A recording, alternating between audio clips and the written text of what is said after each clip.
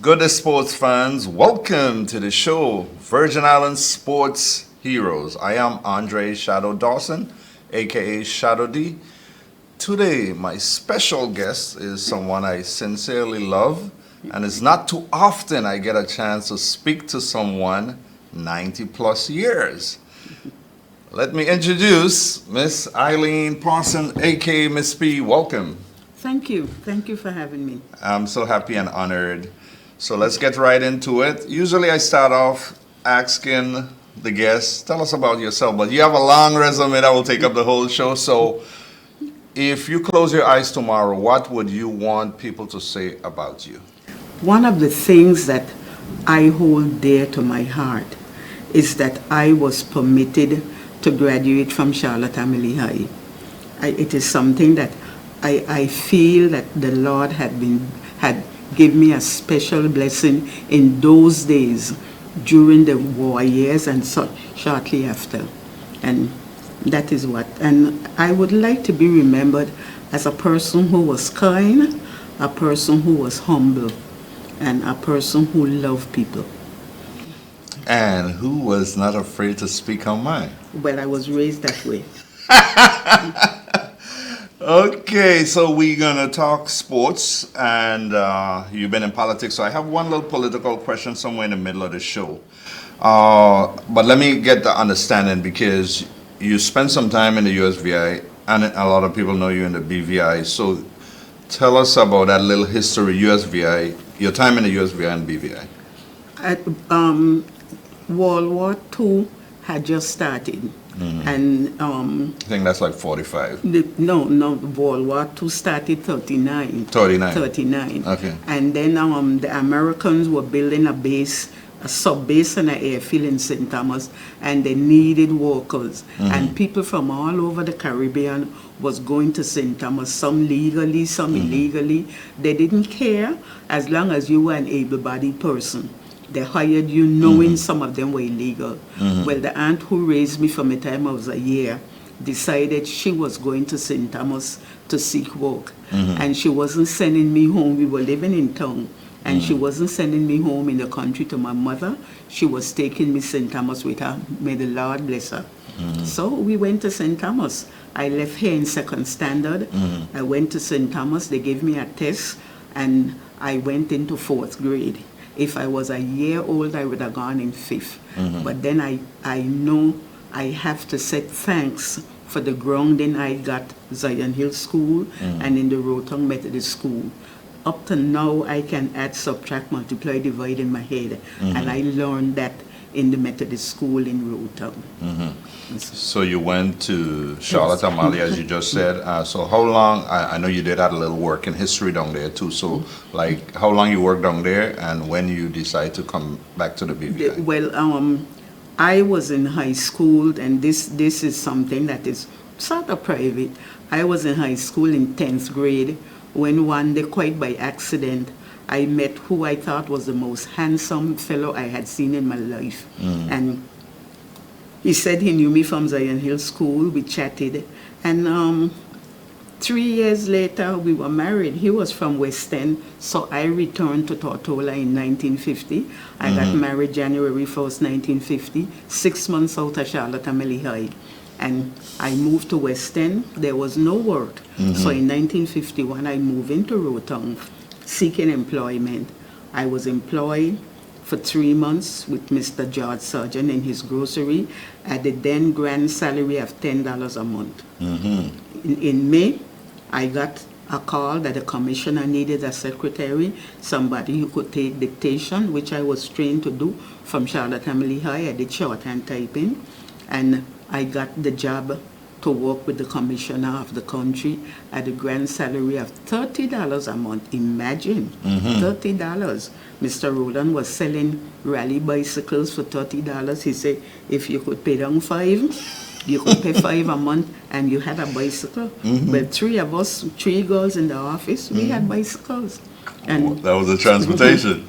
but Tortola then, I know you can go backward, but as a verse in a poem say, backward town, backward old time in your flight, and make me a virgin just for tonight. But if you could go back, this was a lovely place to live. There was only one street, and if you didn't feel like going home, you might have had too much to drink, you could have lied down in the middle of Main Street. Nobody was on middle. You leave your day out, they say, well, glad she drunk again.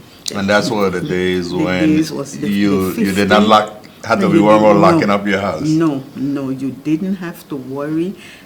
There were two people, I don't want to say thieves, two stealers in town. Everybody knew who they were. And I remember a lady came from St. Thomas to Christmas with a case of what we used to call bottle sodas. You had to open them, and they were in a bottle with a thing. You had to use an opener. And she forgot them on the wharf. She went home in the country. They had no transportation. So they stayed there 2 weeks on Roton Wharf. Not one bottle was missing. Wow. That was the total thing. Okay, let's get to the sports now. So name the sports you played. In Charlotte Amalie High, I played for the school team. I played softball, I played basketball, I played volleyball, I ran track. I was the last leg for the 4x1 relay team. I was the last leg for the chicken house relay team. So you're saying that's 4 sports, so you had a favorite of them? Track and field. Track and field? But I wish I could have had a little video. See how much speed you had. A lot. Yeah, because if you're running the ankle leg, that's somebody who is fast. And when I came home and we got softball going, I was the leader of on the women's national team. I was the leader of batter. I was the best bunter, and I was the fastest on the bases. But that came from Charlotte Amalie High. All right. So what position you played in softball? In softball, although I am left-handed, I played shortstop. Oh, really? And what position you played basketball? Basketball, I was a forward. Okay. I was dread. I could stay a distance and shoot a basket straight through. And so track and field, you were a sprinter or long distance runner? I ran the 100-yard, no more than the 100-yard, and the 4 and with the relay team. So while we're on the subject of track, you see the new fashion, the female wear today. Your thoughts? I am of a different generation. As you let the public know, I am 90 plus. And my thoughts would not be what the young people are going with today. But as I say, I'm of a different generation. It is not something that I approve. Yes, I thought that they did that skimpy thing to keep the wind, to fight the wind, because when you're running mostly against the wind, and if you could shear off the wind, you know, the smoother you are, the better. But you know, to me, some of them take it too far. I don't think it's necessary. When I ran track, we wore shorts. While they were not at your knee, they were between your knee and your hip, so that was halfway down. You didn't go any higher, for it would not have been seemingly, as the old people used to say. Okay, the late Terry Chenery, I heard you had a big hand in bringing him to the Virgin Islands, to the BVI, and what is sad, I heard there was some controversy, so tell us a little story. Well, I met this young man. First, let me say I was the Olympic Committee Secretary General for 20 plus years. I was softball Secretary Treasurer for 20 plus years. So I would travel with the team as a delegate whenever they were going anywhere. And we went to Puerto Rico 1 year to play in a tournament. This is now the new national team. And I would like to tell you something about the first national team to play in a tournament. And I remember my cousin El Mocana, who was also on the team. And some Spanish girls come around, and I was much more fluent in Spanish than I am now. And these fellows wanted to chat with them, and they would come to me, Miss P, tell her I say. So I met Terry Shinnery, and I came then to find out that I knew his parents, Larry and can't remember her name now. Anyway, from Cane Garden Bay. His mother was from Cane Garden Bay, and his father was from Just Van Dyke. And I said to him, why don't, and then I wasn't in council, why don't you come home and work with us? And he said, oh, it's something I would think of. And each time we meet, I would ask him. And then I became the Minister of Sports. And I contacted him to find out that he had applied before. And it was said that he wasn't from here. But the young man was born here. Oh, I also heard there's no position available. All kinds of things was told. But now I am the Minister of Sports. And what I say is the land of profit. And when we met again, I was still with the Olympic Committee and so. And I told him to come. I am going to be your passport. And he came and he was employed. And a better thing couldn't happen to us. I agree 100%. Okay, sports statues. We have Roger Hodge Ballpark in Seagows Bay, the Ellis Thomas down at the track. Should we have more? Very, very much more. And I would like to see the AO Shirley, the wall surrounding the AO Shirley field, the side that is facing the waterfront drive. I wrote a minister in 2011 and I by then I had sourced, not funding, I had sourced an estimate. It is 36 panels. I had sourced an estimate. Each panel at that time would have cost $4,000, and I said, let us make it a sports wall. And I had written to the sports minister. Again, I brought it up when Honorable Premier Andrew was in. I brought it up again. I brought it up with the unity government, telling our Minister Rama, it is in your district. Well, what he did was he plastered the wall, and it is there. If ever we could do something, and you don't have to do statues. Ruben Vanterpool, I don't know how well he is now, but Ruben Vanterpool did all kind of artwork for the Heritage Dancers Float from 1990, causing us to win first prize every year. He made cutouts of Lavity Stout, Mr. Wheatley, Cyril, Dr. Smith. Ruben could do wooden cutouts and treat them so they could be weather resistant. And because we don't have money for statues, and put up people like Raymond Smith, Mario Smith, who took us to the Pan Am Games in Indianapolis as manager. These people need the first national team men put their names, the first national team women put their names, that people could know. And it has 36 panels. I believe people in the community, the trust companies might be willing to sponsor a panel. You get your name above that it was sponsored by so and so. It has enough of them that could do this. And Mr. Vanterpool, the high school artists, other people, ghosts and all of them who are able. I have a granddaughter home now who is an artist par excellence. All of them could maybe give their time for a little amount, walk on the wall. So you prefer a wall of fame versus, let's say, a nice building that's probably safer or easier access? You probably will able you to have to build, secure them better. To build, no, they will be secure. Look at the murals at Anfar Hill.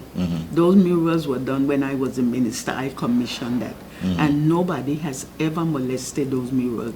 All they need is touching up every so often. And this is the same thing would happen with the wall. We would be so proud of it that nobody would go to do it anything. And it would be a beginning. Yes, the building could come where you have them, or maybe on the softball field. Again, you could, but statues, bronze statues are costly. And as a beginning, wooden cutouts. Okay, so while we're on the statue, I like the one for Roger Hodge. Although I believe Raymond Smith should have had that honor. I That think story so for too. another day. But so that sort of statue will cost you a whole lot. That's what you're saying. Yes. I don't know the actual cost, but I have been told that they are not, $200, that sort of thing, and it will be a lot. But as a beginning, we can do these because the cutouts, the wooden cutouts that Mr. Vanderpool did for us, when we And honor as you said, it could be treated. when we honor the cricketers, when we honor the legislators, all the women who were in council then, he made cutouts of them. I have them home to fix up and put on my wall, Manchester. All right. Everybody know about the Great Expectation horse from the BVI 119 races in a row. Do you think Act should have a statue? I would say so on the racetrack. If we ever get it back down there, yes, and I would like to see Mr. Ellie's statue replaced, fixed back up, and then a little bit way up from it where people can see you have one of expectation. Okay, I'm with you with honoring sports heroes and prominent Beef Islanders. Now, Bert Henley and Webb Fred, I think they are the only two players in international competition, softball, came back with top player. And there are some plaques up there to stick it. I believe they should have had their own up there. Give me what's your thought on that? I was with the Softball Association when those honors I had gone out with. I used to go with them everywhere they went, when both came and wedding. So I would not say the stick it. Why I wouldn't, unless you're going to do two. Because they're all from the same area. I know, but why I wouldn't say the stick it, I would like to see them get wide publicity. And again, the wall and the waterfront is the place to put that. The wall on the waterfront.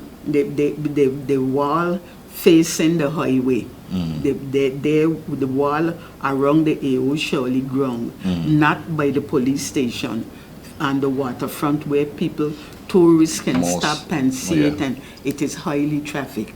I would love to see them, that people would know who were our people. I honestly this afternoon would like to call out the names of the very first men and women national team that went from here at midnight. Okay, you go. Okay. I went at midnight. What kind of boat? Yeah, and a sailboat. Okay, it isn't long. Okay. Sure, we traveled then, but how? On May 14, 1964, a BVI contingent of men and women softball players left for participation in the Inter-Caribbean Softball Series in St. Croix. The local teams traveled aboard the MV Eileene, leaving the wharf at Rotong at midnight, and arrived in Christiansted the next morning looking very much like refugees. In spite of how we got there, we went prepared to play, and how we played. Our men won over Santo Domingo 8-3, thus causing a four-way tie in the men's series. Our girls won over St. John by a score of 30-1. The 10-run rule wasn't in, and Puerto Rico 8-4. Members of that famous Channel crossing were men: Mac Hodge, Paul Maduro, Junior Mosa, Charles Mosa, Atil Mosa, Garnet Hodge, Orvin Scatley Fletcher, Ashton Barronville, George Malone of blessed memory, Delton Francis of blessed memory, Clinton Walters, David Tadman of blessed memory, the Jackie, Sinclair McKelly, Mario Connor of blessed memory, Arnold Barronville, David Percival, Alfred Hodge, blessed memory, Jacob Letsom of blessed memory, Calvin Foy, blessed memory, my brother, Donald Turnbull, Charles Reimer. The ladies were Bonnie Smith, Irene Fleming Hodge, Ivina Boyles, Ima Malone, Etlin Smith, blessed memory, Colin Connor, Letsom, blessed memory, Annette Christopher, blessed memory, Lucia Smith, Leonil George, Eileene Parsons, Altagracia Tadmon Hodge, Ines Hodge Archibald, Modesta Farrington Brown of blessed memory. The manager was Isaiah Pablo Letsom, and the coach was Gaston Penn. And it says here, believe it or not, in those days, Eileene Parsons was the team leader of batter, bunter, and one of the fastest on the bases. You better believe it. This was written this is from the men's fast pitch series, 1985, when Shell sponsored us, sponsored the amateur softball series in 1985. But what year you said the team traveled via boat? 1964. 1964. And the Eileene belonged to Hugo Hodge, and it was under sail. Wow, I love the sport. I don't know if I want to leave midnight and go in a rough channel But no, they told me St. Croix Channel was very good at that night. And I lie down on the deck in my brother's lap. And I ain't moved till we get St. Croix. So that was like considered a charter because you called more than 20, 30 players. Yes, it was. It was a charter, but the Coast Guard wouldn't let us come back. The Coast Guard couldn't believe that we came aboard that boat. And although I was educated, I don't think any of us knew the word life jacket. I'm thinking midnight, rough channel, yes. I'm not on that trip. None of us knew about life jacket, but God was in So the Coast Guard, like, y'all ain't going back? No, the Coast Guard wouldn't. And thank God, those of us who had money paid the airline fare. And then when we got there, and Ashley Boynes, who was my nephew-in-law, brought us from Red Hook to West End. Wow, that's a good history.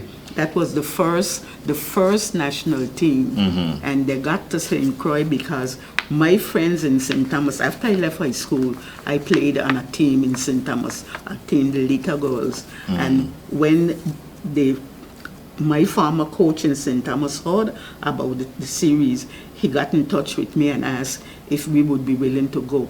Well, we had men and women softball, and we were able to get a team together, and two teams together. And we went over. And what impressed me over the years, because I heard cricket was the main sport at one time, and after softball came, and I think the players here adjusted very well. Well, I was part of an all-girl 11 cricket team because cricket was the only game in town.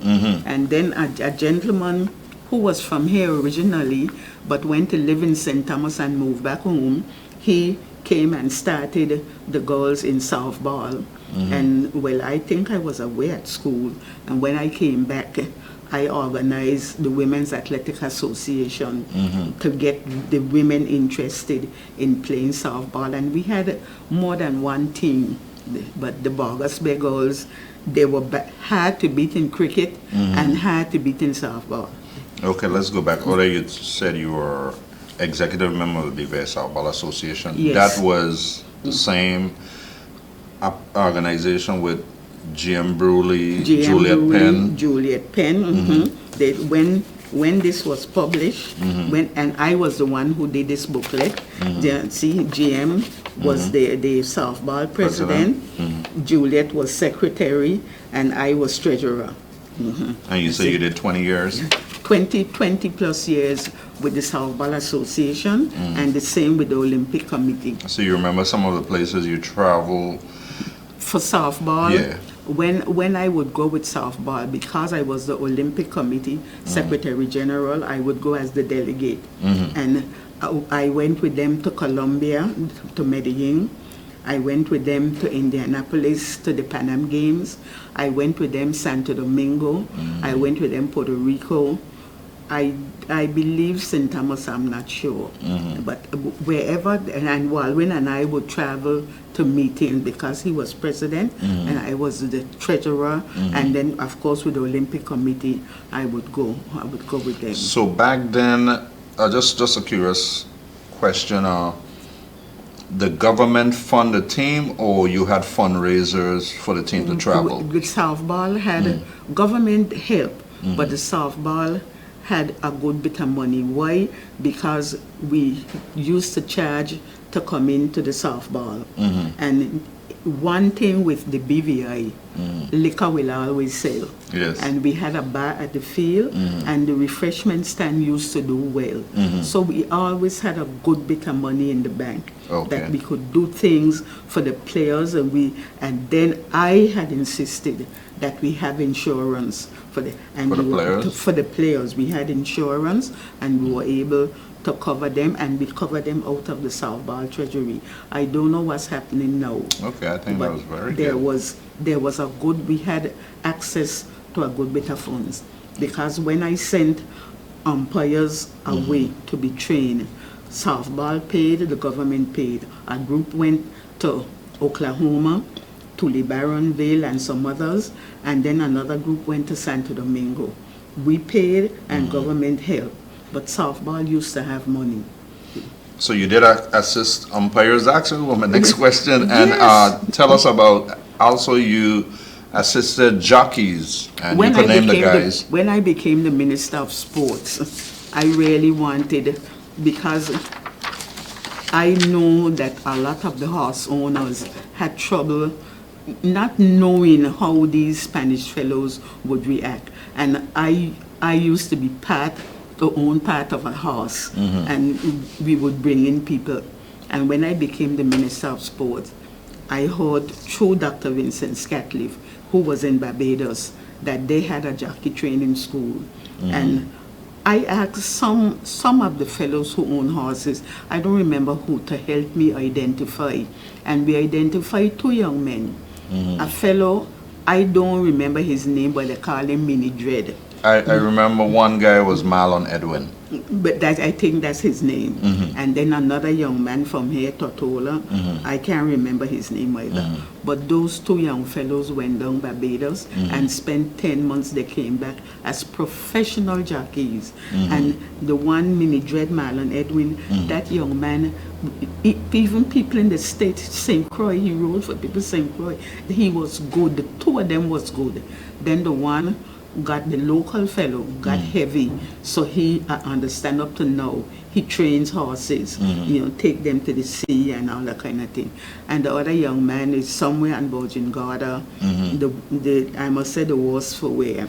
Yeah, well, I must say, well, you can feel guilty in the sense that you did your best, you tried to assist, and along the way, some guys will fall through the crack, because I can add, you did say he used to ride St. Croix, and I remember on a regular St. Croix race day, he used to get called to ride over there, and then he will get a lot of months. And I was filling out papers for him, for some people in the States wanted him to come to ride for them, and I was filling out the papers for the council when he went off the thing. Yes, don't say.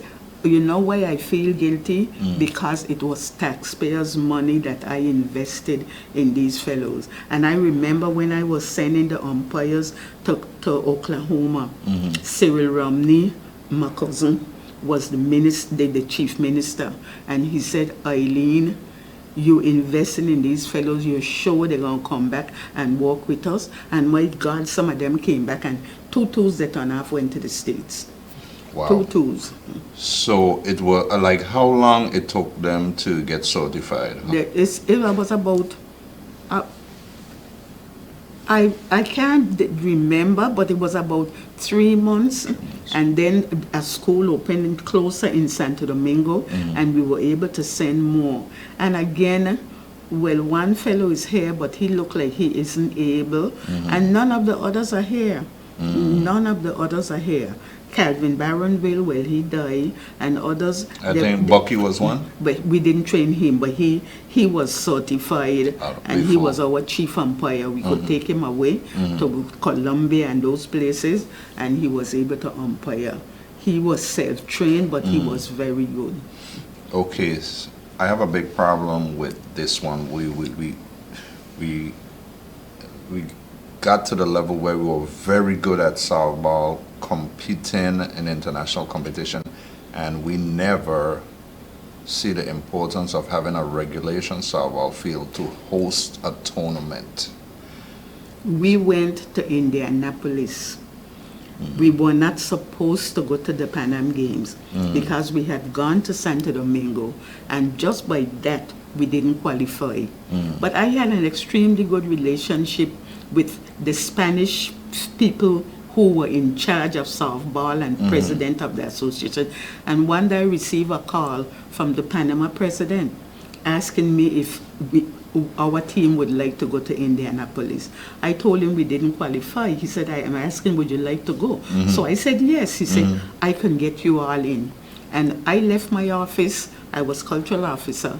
And going out on the street, I met Raymond Mosa, and I put it to him.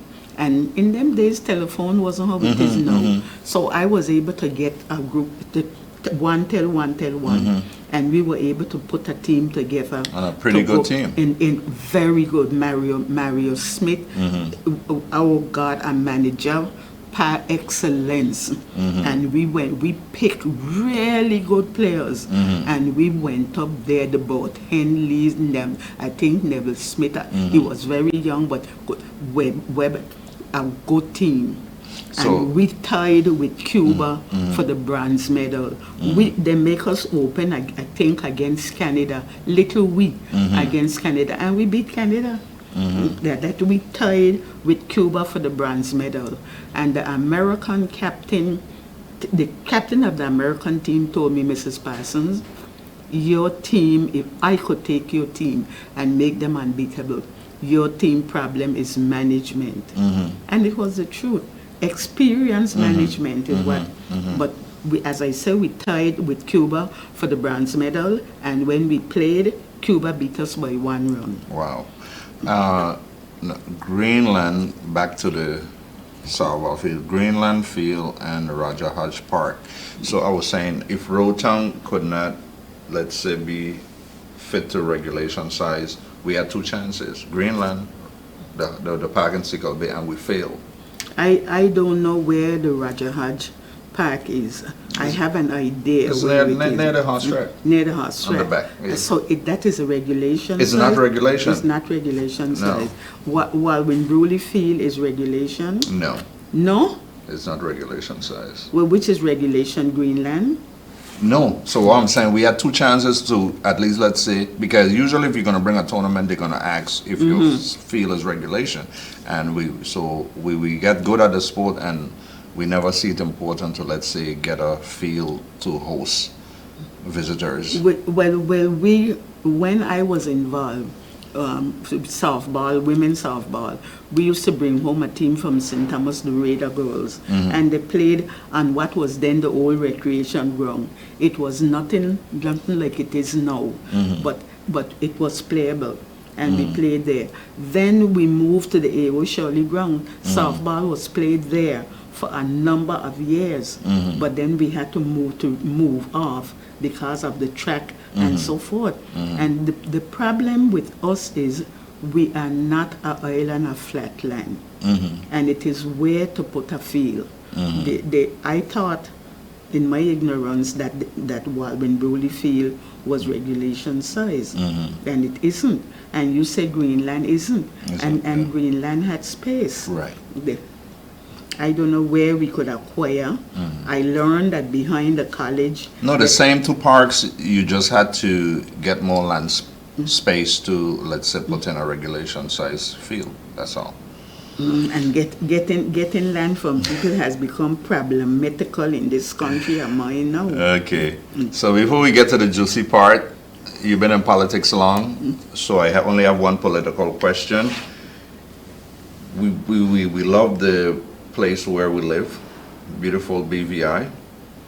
So I'm going to keep it simple. So do you like the position we are now, and do you think, well, the Premier announced there will be election next year, so do you honestly think there will be election in this territory? I can't with any certainty say what is going to happen.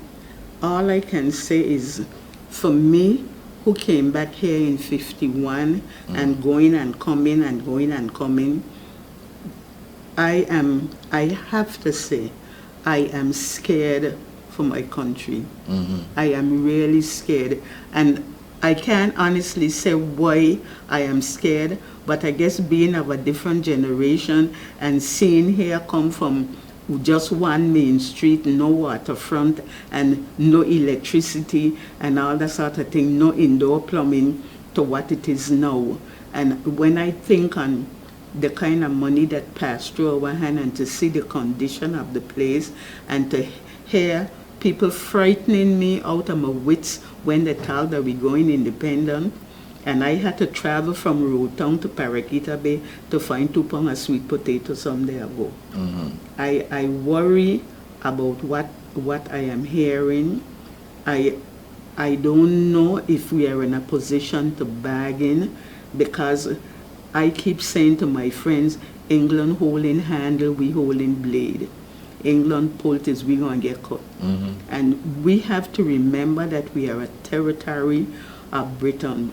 England has not been studying us. We have been getting our own money, spending it, we make our own laws, we have been going along. And we wasn't going along to get along. We brought ourselves to where it is. We brought ourselves to the position of financial security and so forth. And if we are in a rut, we put ourselves in a rut. We put our country, wherever our country is, with things that are not right, we have to blame ourselves. Because we have been ruling ourselves from 1950. That was the first election when, although I was of age, I couldn't vote. No, women were not allowed to vote until the second election. Okay. All right. Most Salval fans know the great male players, so I just want you to highlight some of the great female players. I don't know if I am in a position.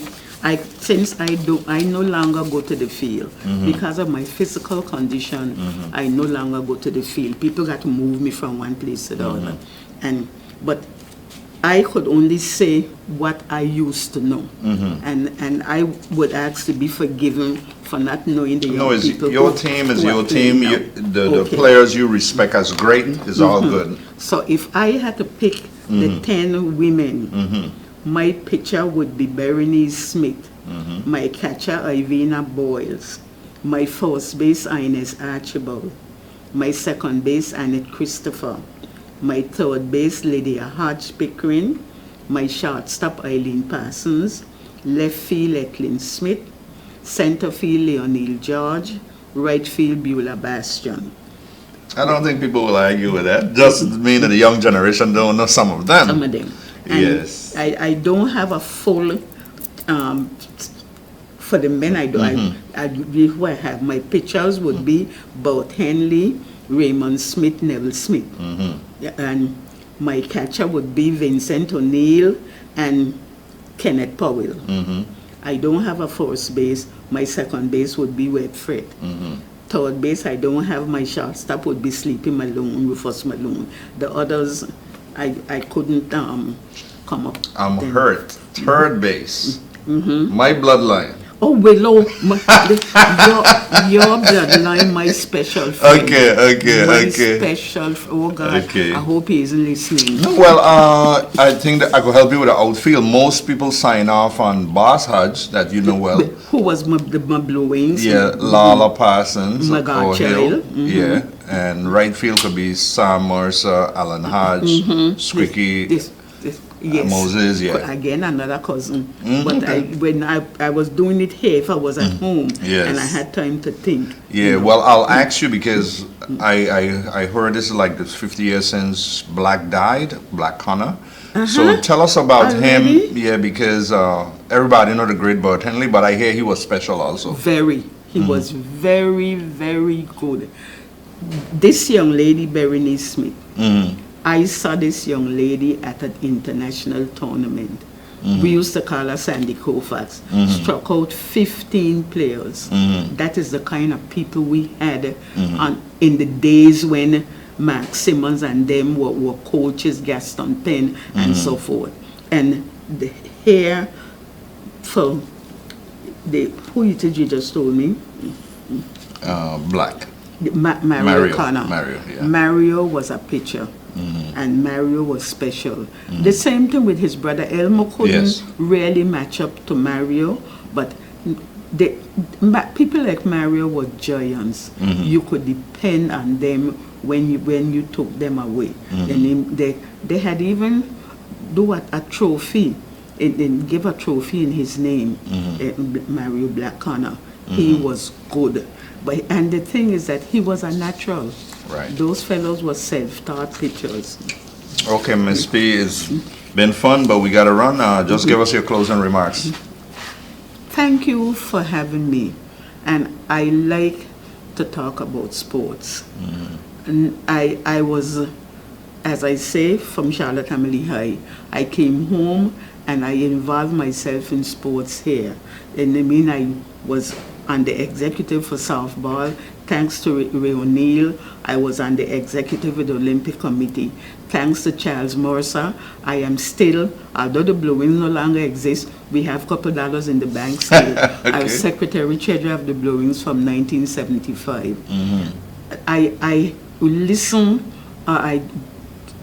to the radio, and I hear the wonderful things that's happening in softball, the brilliant young people we have playing now. And I'm sorry to hear you say there's not a regulation field. Whatever is to be done, I don't have access to the Minister of Sports, but wherever we can find the land, I've been told that up behind the college has 2 acres of land that belong to the college. And we should be able to put a regulation softball field somewhere up there. Right. And well, the college has the tent there, so you can't put anything there. But we should be able to find some land somewhere flat that government has, that we can put a regulation softball field on, that these young people who are so good can bring home. We can have a tournament, an international tournament here sometime, you know. All right. All good things must come to an end. It's Thank been you so fun, much for having me. but I gotta run. Andre Shadow Dawson, see you next time. As the Saint Softball, I'm out.